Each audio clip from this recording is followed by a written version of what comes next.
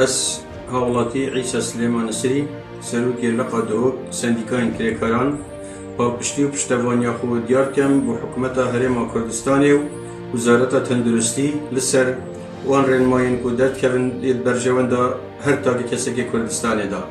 Lewma daxwazê eş hemî pala û kirêkarên xweştî jî dikem em hemî pêk ve palpişt û piştevan û harîkarên hêzên emnî bîn û fermanberên tenduristî bîn ji bo cêbecêkirina wan biryar û rastpardên derdkevin îşlayê hikûmeta Herêma Kurdistanê.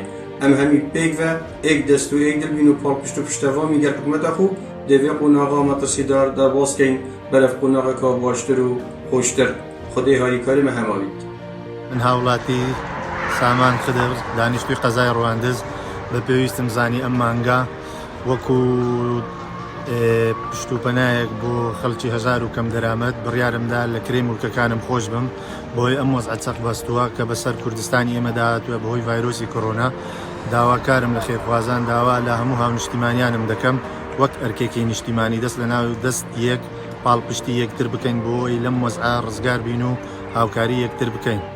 هاونیشتمانانی خۆشەویست ئێمە هاوکار دەبین لە پیشەکەی خۆماندا ئێوەش نەماڵەکانتان بڵێنەوە هاوکاری ئێمە بن ئینشاءڵڵا خەیرانەیش کۆتایی پێ دێت چونکە هەموو وڵاتان بەدەستیەوە دەناڵێنن ئینشاءڵڵا هەرێمی کوردستان پارێزرا دەبێت بە هیوای سڵامەتی دەرساغی بۆ هەموو لایەک هاوکاری هەمووان دەبین.